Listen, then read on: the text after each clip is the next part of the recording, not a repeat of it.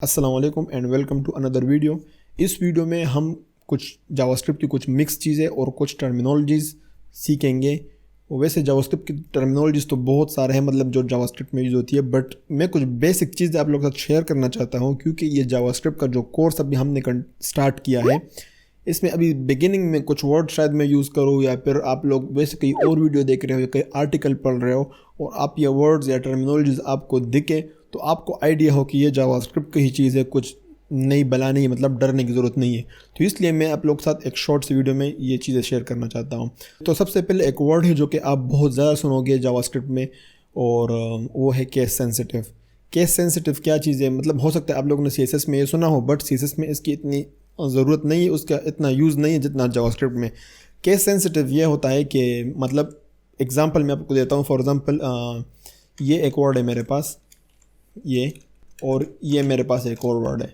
ये दोनों वर्ड जो है जावास्क्रिप्ट में ये दोनों सेम नहीं है। HTML में ये दोनों सेम हो सकते हैं, CSS में ये दोनों सेम हो सकते हैं, हो सकता है किसी फ्रेमवर्क में ये दोनों सेम हो, बट जावास्क्रिप्ट में ये दोनों सेम नहीं है।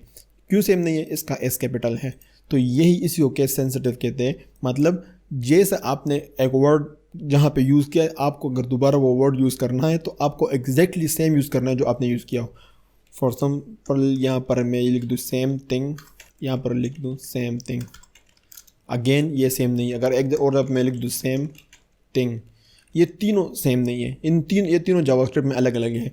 ये सारा लोअर केस में है, इसमें मतलब हाँ दूसरे का ये कैपिटल में स्टार्ट हुआ है, ये भी कैपिटल में, और इसका ये भी स्मॉल में है, फिर ये दरम्यान में कैपिटल में, तो ये इसको केस सेंसिटिव कहते हैं। ये आप बार बार सुनोगे तो कोई बड़ी चीज़ नहीं। कभी कभी टर्मिनोलॉजी सुन के बंदा डर जाता है कि ये क्या है, but it's just this, case sensitive इसको कहते हैं।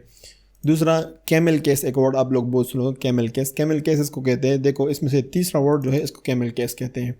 कैमल मतलब कैमल का क्या होता है? दरमियान में वो कुब्सा होता है ना, तो सारा वर्ड जो है वो कैपिटल स्मॉल लोअर में स्टार्ट हो जाता है, और जहाँ पर आप स्पेस यूज़ करते हो इस तरह, वो स्पेस आप उसमें जावास्क्रिप्ट में यूज़ नहीं कर सकते बाय द वे। तो आप इसको क्या करते हो, इसको स्पेस हटा के उसका ये कैपिटल कर देते हो। नॉर्मली आप इस तरह कोई सेंटेक्स कोई जुमला लिखोगे इंग्लिश में तो इस तरह आप लिखोगे सेम थिंग, बट जावास्क्रिप्ट में आप कैसे लिखोगे? स्पेस को आप ट्रांसफ़र कर दोगे कैपिटल वर्ड के साथ, कैपिटल का स्टार्ट कर दोगे, तो इसको बोलते हैं कैमल केस। तो ये तो दूसरी चीज़ हो गई। एक और चीज़ है जावास्क्रिप्ट में जो कि बहुत ज़्यादा ज़रूरी है वेब डेवलपर में, जो कि तकरीबन ऑल द टाइम प्रोफेशनल से प्रोफेशनल डेवलपर, बिगिनर से बिगिनर सब यूज़ करते हो, और वो है डेवलपर टूल्स या कंसोल लॉग। आप जब ब्राउज़र में यूज़ करते हो तो आपको कैसे पता चलेगा कि आप क्या कर रहे हो, कौन सा कहीं पे एरर? CSS जब आप यूज़ करते हो या HTML यूज़ करते हो, आपको कोई गलती हो जाए तो कहीं से आपको पता नहीं चलता कि मैंने क्या गलती की। आपको खुद मतलब आपका अगर कलर अप्लाई नहीं हो रहा या फिर आपका कुछ काम नहीं कर रहा CSS का, तो आपको पता नहीं चलेगा। आपको दोबारा सारा कोड स्टडी करना पड़ेगा, देखना पड़ेगा कि आपने कहीं पे सेमीकोलन छोड़ा हुआ है, आपने किसी कलर का जो कोड है वो गलत लिखा हुआ है। इस तरह बहुत सी चीज़ें आपको देखनी पड़ेगी। जावास्क्रिप्ट में इस तरह नहीं होता। आपको एरर्स का पता चलता है, आपको बताता है ब्राउज़र के जावास्क्रिप्ट में कहाँ से आपने गलती की है, और वो कैसे पता चलेगा? और वो ये हमारे पास ये डेवलपर टूल या फिर कंसोल लॉग, यहाँ पर राइट क्लिक करके या फिर F12 प्रेस करके आपको दिख जाएगा ये कंसोल बार, ये नीचे आपको दिख रहा है, इसको बोलते हैं कंसोल बार। यहाँ पर मतलब यहाँ पर भी आप जावास्क्रिप्ट का कोड लिख सकते हो। अगर 1 + 1 कर दूँ, ये देखो नीचे मेरे पास 2 आ गया, तो इसको बोलते हैं कंसोल लॉग। ये आप हर टाइम यूज़ करोगे, हर टाइम जब भी आप जावास्क्रिप्ट का कोड लिखते हो ये नीचे खुला होना चाहिए। कमेंट्स का आप लोगों को पता होना चाहिए। कमेंट्स जावास्क्रिप्ट में भी यूज़ होते हैं, HTML में भी कमेंट्स का अपना सिंटैक्स होता है, CSS में भी होता है, जावास्क्रिप्ट में भी होता है। HTML में CSS और जावास्क्रिप्ट का कमेंट का सिंटैक्स सेम है, आप ऐसे कमेंट कर सकते हो। कमेंट किस लिए होते हैं ऑफकोर्स आप लोगों को पता होगा। एक दो और वर्ड्स आप जावास्क्रिप्ट में बहुत ज़्यादा सुनोगे, और वो है की एंड वैल्यू। मतलब आप सुनोगे कि ये उसका वैल्यू है, ये उसका की है, इस तरह आप सुनोगे, आर्टिकल्स में पढ़ोगे। तो ये क्या होता है? इट्स जस्ट, ये भी इतना कोई कॉम्प्लिकेटेड नहीं है, सिंपल है। फॉर एग्जांपल आप CSS का मैं आप लोगों को एग्जांपल दूं। फॉर एग्जांपल अगर मैं किसी चीज़ को कलर दूं, मैं इस तरह कर देता हूं, तो जावास्क्रिप्ट में भी कुछ इस तरह होता है। आपको कोई चीज़ किसी ना किसी चीज़ को असाइन करनी होती है, और वो बहुत सी चीज़ होती है, वो हम अभी नेक्स्ट वीडियोज़ में पढ़ेंगे। But most of the time जो मतलब डेटा आप असाइन कर रहे हो वो वैल्यू होगा, और जिसको असाइन कर रहे हो वो की होगा।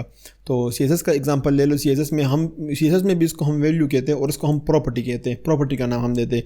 यहाँ पर आप प्रॉपर्टी नहीं बोलते, यहाँ पर आप नॉर्मली की बोलते हो उसको कि ये इसका की है। तो की को आप असाइन करते हो, तो इट्स जस्ट दिस, हम आगे डिटेल में इसको पढ़ेंगे, आपको समझ आ जाएगा। बट की और वैल्यू ये है, जब जो चीज़ आप असाइन करते हो वो वैल्यू हो जाता है, और जिसको असाइन करते हो वो की हो जाता है। कुछ और चीज़ें हैं जो कि आप बहुत ज़्यादा सुनोगे, और वो है स्ट्रिंग, इंटीजर्स और फ्लोट, इस तरह नंबर्स, ये चीज़ें आप बहुत ज़्यादा सुनोगे। और इसको, इन सब को बोलते हैं डेटा टाइप्स एक्चुअली। और डेटा टाइप्स पे हम स्पेसिफिक वीडियो बनाएंगे डिटेल में। बट मैं आप लोगों को यहाँ बता दूँ कि हमारे पास जावास्क्रिप्ट में बहुत सारे डेटा टाइप्स होते हैं। एक हमारे पास होता है स्ट्रिंग फॉर एग्जांपल, और ये स्ट्रिंग जो होता है ये हमारे पास डबल कोट के अंदर होता है। दिस इज़ स्ट्रिंग, ये मैं लिख दूँ ना तो ये हमारे पास स्ट्रिंग है। इसके अंदर फिर ये नंबर भी हो सकते हैं, स्ट्रिंग भी हो सकता है, इसके अंदर ये स्पेशल कैरेक्टर भी हो सकते हैं। ये हमारे पास स्ट्रिंग है। स्ट्रिंग नॉर्मली हमारे पास डबल कोट के अंदर या फिर सिंगल कोट के अंदर होता है ऐसे। बट आप अगर डबल कोट स्टार्ट करोगे तो डबल कोट ही में बंद करोगे, वरना फिर आपको एरर देगा। ये स्ट्रिंग होता है।